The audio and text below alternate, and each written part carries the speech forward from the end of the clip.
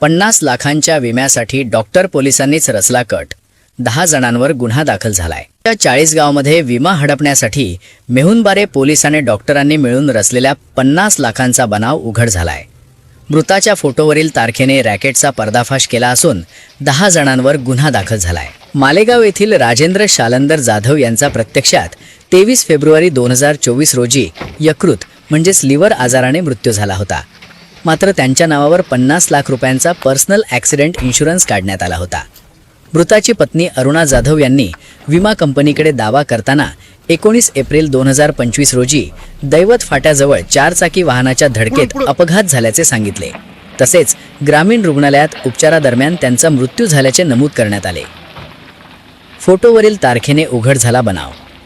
ज्या कंपनीकडून विमा काढण्यात आला होता त्या श्रीराम जनरल इन्शुरन्स कंपनीच्या अधिकाऱ्यांनी तपासासाठी मयताच्या घरी भेट दिली.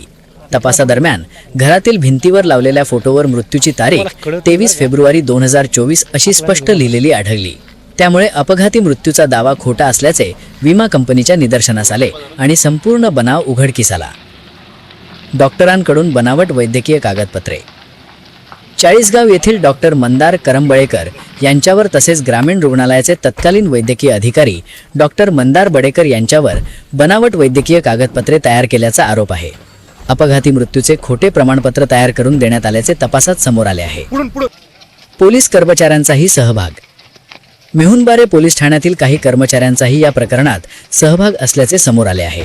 पोलीस कर्मचारी महेंद्र पाटील, रवींद्र बत्तिशे, सचिन निकम आणि सुनील निकम यांनी अपघाताची खोटी FIR दाखल करण्यास मदत केल्याचा आरोप आहे.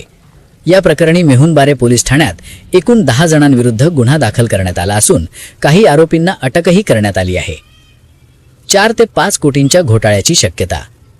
तपासात असेही समोर आले आहे की केवळ एका कंपनीलाच नव्हे तर अशाच पद्धतीने सुमारे 10 वेगवेगळ्या विमा कंपन्यांना लक्ष्य करण्यात आले होते.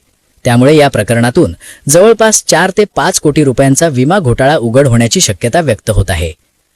मोठे रॅकेट उघड होण्याची शक्यता. ग्रामीण रुग्णालयातील डॉक्टर मंदार करंबळेकर यांच्या कार्यकाळात अशा प्रकारे आणखी किती बनावट प्रमाणपत्रे देण्यात आली आणि यामागे कोणते दलाल सक्रिय आहेत याचा तपास सुरू आहे.